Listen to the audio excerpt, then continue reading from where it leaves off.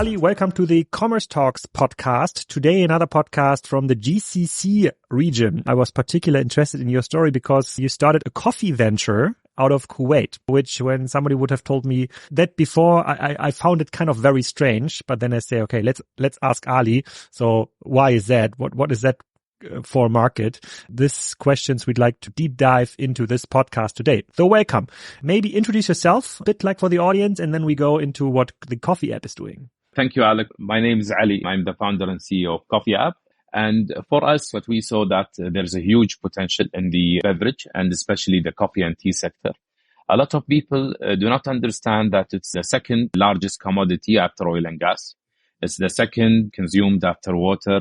And this is where we saw us being part of this chain and having a huge impact in it. And can you describe the market a bit better? I've heard like in one conversation that tea, coffee and other beverages are a bit more popular in the region because alcohol consumption is not that popular yet. So it might change in the future, but like in many countries, still like in KSA or Kuwait, I think it's limited. But maybe you explain from a consumer perspective. So how much of your weekly basket is beverages, for example? If we talk about the coffee and tea in all the countries globally, there's a huge demand, there's huge growth. If you go to China or Southeast Asia or even the States and Europe, you will see a huge consumption. With or without alcohol, people will drink their cup of coffee. And this is what was one of the biggest things that we saw, that there's huge deals happening in the beverage industry. And by the Euro monitors in the MENA region alone, it's a $44 billion market. That is untapped. And if we talk about it globally, the last few years, especially in the F&B sector, most of the deals that happened are in the beverage industry, from Coca-Cola with Costa Coffee, over 5 billion, from Nestle capsules with Starbucks, over 7 billion. And by far, JAB Group getting involved with the Krispy Kreme and K-Cups, over 13.9 billion. IPOing JDE in the COVID session, about 17.5 billion. And this shows us that whatever crisis, from financial or COVID or even any issues, people will drink their coffee. And this is where we saw that there's no real solution for the whole coffee and tea industry. So this is where for us as COFE App, we try to be a B2C, B2B player in that market. Okay, then can you describe a bit more what kind of problem you are solving with COFE App? Is it aimed for consumers like me? Can I download it here in Germany? Is it only applicable in the GCC market in the MENA region? And one clarification, you said the coffee and tea market in the MENA region is 44 billion. Is this correct? Yes, by the Euro monitor. Okay, crazy. What problem is COFE App solving? For us, what we saw that coffee chain as a whole, there's a huge gap between the farmer and the cup of coffee and the beans itself to actually the user directly. And this comes with the roastery or even the coffee shop and introducing it to the end customer. So we introduced this solution where we got the best B2B kind of supply chain solution that we retain the farmer ability to actually get better margins. It's about 4 stages of commercial companies that are getting involved in that, and every one of them getting more margins, which led a lot of local coffee shops and even some big chains to actually have restraints on growing more. So this is where for us, if you go to the COFE App, if you're a coffee shop or even a farmer, you can actually sell and buy through us. And if you're a user, you can actually get involved in your app. And this is where for us, from a tech perspective, what we saw, there is 2 trends happening globally. There is the super apps where they deliver something and they deliver from pharmacy to grocery to food and other things. And then there is specialized marketplaces. People that love something, they want an application related to it. And if we talk about that aspect, I think a great example is Slice app in the States. It's a pizza app. In less than 5 years, it's actually over 1 billion. And it's also having more footprint than Domino's pizzas of the local pizza shops that they're supporting. Another global big player, I think, is Odico. Odico is similar to our concept, which is also defining the whole supply chain, B2B and B2C for coffee shops. And this is where they were backed by Y Combinator, and they just closed around, I think, with Tiger Global leading it over $400 million valuation. And this is where we see the opportunity, Alex, that actually it's a very fragmented market. Nobody got involved in it. A lot of people think about food, and then tea and coffee. But if you see the whole market right now, actually the beverage industry have better margins, growing more rapidly, and also people are more addicted to it. So this is where we see ourselves facilitating this whole supply chain. But that sounds like a very complex business model. So the app needs to attract farmers, so coffee bean farmers, I don't know, in Venezuela, for example, that want to sell to Kuwaiti coffee shops. Is this correct? Because like that's a huge gap, because there's like many, as you said, there's like a whole distribution chain in between. The farmer usually brings it to, I don't know, to the Venezuelan coffee port, and there somebody's doing like the trade business and the distribution into different countries, and then one container of this kind of coffee beans arrives in the port of Kuwait, and then there's like another distribution mechanism that then connects to the coffee shop eventually. So it's very expensive. So how does it work exactly? Yeah, so let me put it this way. There's 3 revenue streams. First one, if we're talking about the supply chain, that is related to the farmers and others. So what happens, we directly deal with the sourcing company and the farmers there, and even support them with other programs from a CSR kind of level, either education for their kids and other things. So directly from that sourcing company in Colombia or Brazil, what we do is deal with them directly and get it directly to the ports here, either in DMCC in Dubai or either in Riyadh or Jeddah, depends on the client itself. One of our biggest coffee shops that is scaling, it's a local and is growing. They're doing about monthly over 200 tons of coffee, and they were paying about, let's say, 20, 25 riyals to just get one per kg, just to get the green beans. And for us, by actually dealing with the sourcing directly to the port, to the coffee shop, from our side, we made it up to 11 riyals, which is literally 40-50% lower from a cost level. And we also facilitated a better margin for the sourcing company and a more stable margin for the farmer. Because you cut out all the middleman infrastructure. That clarifies like one thing, because when I was thinking about like coffee shops, you see a lot of like coffee shop chains here in Germany too, but there's a lot of independent coffee shops, right? So which do have like 1 or 2 stores. But 1 store or 2 stores, that's not enough to get like whole container full of coffee beans. But exactly. And this is when you club these local coffee shops together, you get 200, 300, 400 local coffee shops where you can actually facilitate better deals and better quality. Because one of the biggest issues with the local coffee shop is consistency in the quality. So usually they deal with a lot of, as you said, middle commercial kind of companies, where sometimes a certain cup of coffee tastes different this month than the next month. Not because they're doing something different. It's because that they're not actually facilitating the whole supply chain. And this is where we get involved in it more. This is where we see ourselves from that one business model. The other business model that we introduce, our revenue stream, is actually the e-commerce aspect. And the e-commerce, we're focusing more on the coffee at home. There was a huge demand to have coffee corners, to have more machines, to have more products and capsules and beans. And this is where we facilitate. So usually if you go to any aggregator, you find the commercial kind of capsules or commercial kind of only brand kind of beans. But for us, actually, there is more variety, specialized variety, also subscription services for that, better pricing, and products that you can't see in normal grocery stores. Then there you're targeting consumers like me. Yeah, exactly. And this is where we love it even more, because I think especially people that have their coffee corners, we try to even educate them more with some workshop along the way. And also we bring them as a community together with a lot of events and tastings and other aspects. But let's take my own customer journey. So usually I buy coffee maybe at Nespresso.com, or like I'm buying capsules from Amazon, or I go to the supermarket or specialized coffee retailer and say, okay, I'd like to have this special blend of coffee. So I live close to Hamburg, which is like which was like the, I think, global capital of coffee trade a couple of years ago. And still you have a lot of like coffee businesses here close by. Sometimes we go there, and then you have this kind of roasting kind of aroma flowing through the city, and then you buy some coffee.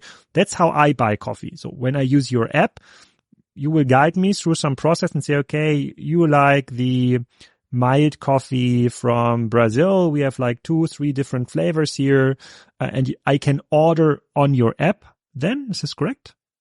Exactly. So we have actually a tasting profile. So we ask a couple of questions, and then there is a search engine to suggest you the best depending on your answer. So that's one aspect. And also, again, other products that and accessories that usually is related to it, which has mostly limited editions that we introduce for certain audience. And exactly what you said, having this taste preference, getting more details about the origin of the beans and the flavors of it. This is where we try to be different. And also introducing partnerships with the bigger brands like DeLonghi and other Italian brands and global brands, and getting it directly from the source to have it a better price for most of the products. So if you see our variety of products, it's actually better than the pricing of a lot of players, including the Amazon and others, at least in our region. Okay, interesting. And okay, understand the second revenue stream, and then you said you have like a third revenue stream? Yes. Third one is the on-demand aspect. So this is where we actually facilitate the coffee shops directly to the customer. So we have a whole marketplace for coffee. You can buy from Costa or Dunkin' or Tim Hortons as international brands, and also you can buy from local brands like Elixir Bun and CAF and those and other kind of specialty chains in the region here. And this is introducing it in a different way, because most of aggregators right now are only focusing on the delivery aspect. And the delivery aspect for coffee does not really make any sense. I will not order a cup of coffee for only delivery and then it comes after 30 minutes or 40 minutes and you don't know how the stage. So, but in Dubai, I think Dubai is like the world record holder of like quick commerce services. There must be a service where you can get your coffee at home in within 5 minutes. But and this is what we introduced, actually. This is what we introduced. Yes. And this is where for us, okay, logistics is there and delivery, the normal one. But we introduced 4 more features that is related to the coffee market specifically and the coffee audience more into it. The first one is actually something called Express, which is less than actually 10 minutes, where it's a radius of 200 meters. We bring runners or walkers, so directly they take the cup of coffee and bring it to you wherever you are. And it's in mostly in geolocation, depends on your location in your office or home, and show you these runners, we call them. And the other thing is also we introduced the customized reward program. So usually if you go to any aggregator, it's the pointing system that you get from these players. But for us, each brand can introduce its own formula and actually start communicating directly through our channels with their customer. If you go to, let's say, any local coffee shop and you order through a cashier offline, you will not get any points. But if you order through COFE App, you're actually getting points and benefits. The third one, Alex, is the subscription, which I think Pret did a great job. In less than a month, they got over 240,000 subscribers of people getting involved in it. What we saw that actually a lot of local coffee shops need cash flow, and they need to be more stable income. So this is where if you buy, let's say, 10 drinks, there's 5 drinks for free. And this is limited to a month. And there's other options, which a lot of brands started to get involved because this gives them more flexibility and it gives more loyalty from the customer. And then can you share some numbers about the business so people have like an understanding how big it is? So I found like an older Forbes Middle East article where the fund, the VC investment was mentioned, like roughly 14 million, and we shared some numbers, but we are now in 2024. So can you share something about your business, the status? Yeah, of course. So from our side, proud to say, when we started in November 2018, we were only 5 brands with us. Now we have from coffee shop over 5,600 locations that are active and live with us. From farms, we have over 138 farms that are directly with us. Also from user base, we're now over 4 million downloads and over 700,000 active customers across 3 countries. Just opened 2 more, Qatar and Egypt. And also from number perspective, we're proud to say that we also crossed over 10 million cups of coffee that we got involved in last year. And also in the same time, there is a big report in Riyadh, if you heard about it, it's the CITC report, which shows the top downloaded apps in all of Saudi the whole year. And if you see that list in the FMB, you see likes of Hunger Station and Jahiz and Nana that are over $1 billion and already over at least 7 years. And we're proud to be the only coming player there as COFE App in that list, which we're very small compared to them. And that's from an application numbers. From an investment aspect, we're proud to say that got Abu Dhabi Investment Office involved with us as a grant to change our tech and product team to Abu Dhabi.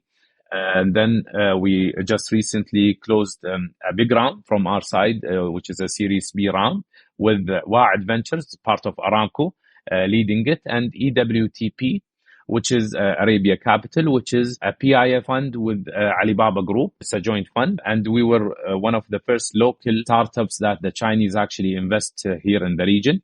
They brought Ali Cloud before and GNT and other big players. This is one of their first ventures in the region, and proud to have all of this diversity involved with us as COFE. We want COFE App to be a global player and scale it like COFE Now everywhere in the world.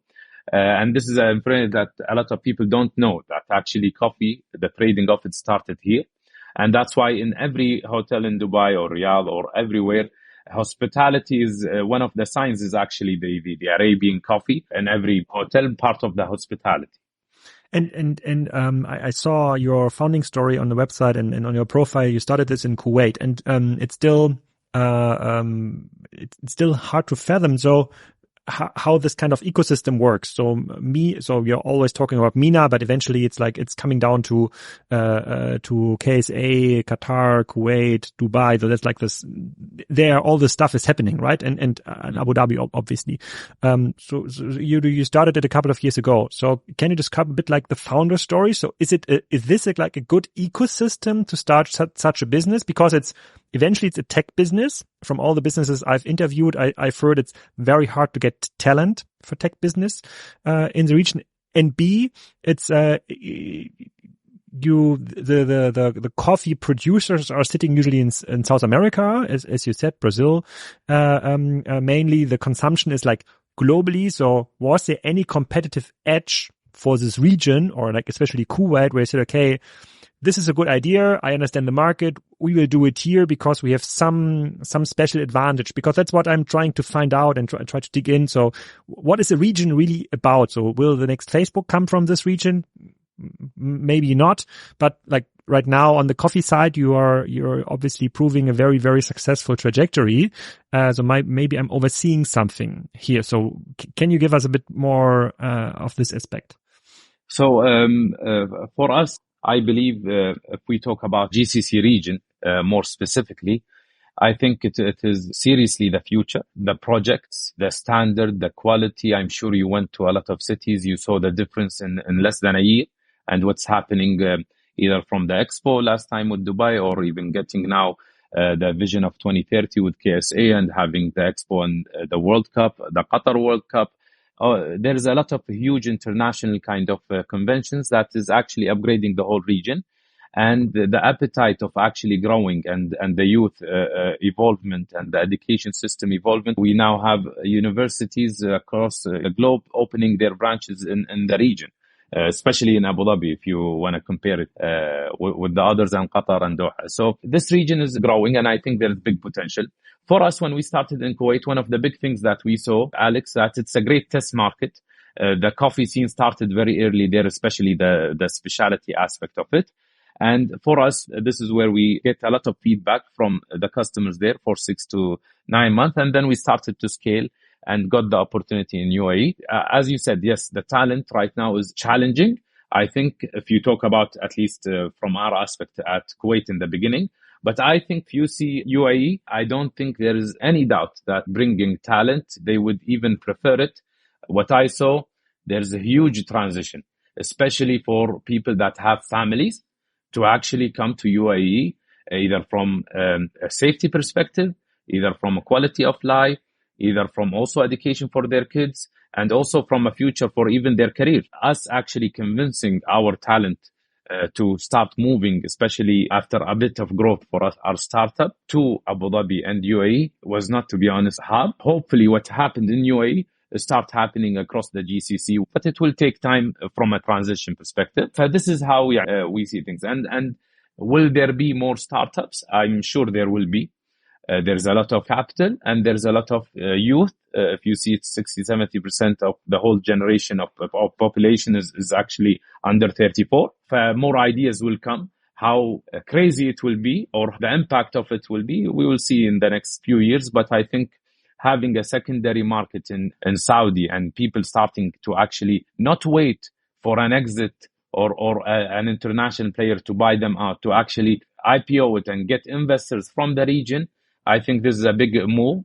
So I think the first guest, like from the Kuwait region, was from Just Clean. So he also started in Kuwait, and he explained that Kuwait is kind of Switzerland of Europe. So people are usually able to pay a bit more for like services, like 20-30%. So it's easier to test out business models. It could also be like on the coffee side. So I guess like a coffee in a coffee shop in Kuwait is a bit more expensive than a coffee in a coffee shop in Dubai, I believe.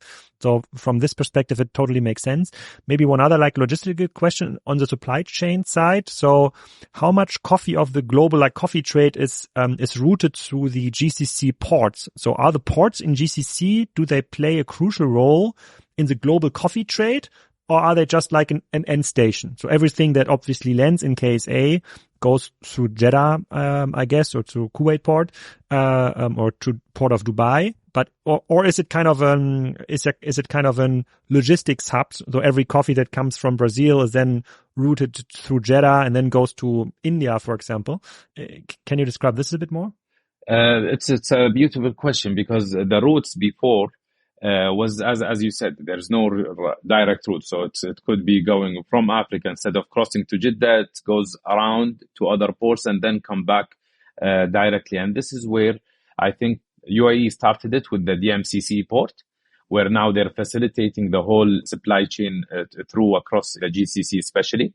Now also a big initiative that Saudi introduced is the Jazan free zone, and the idea of it to actually introduce also ports for coffee, tea, and other resources, and especially from Africa or even from Southeast Asia, instead of going to Latin America or Europe and then coming back, it's actually going through these channels.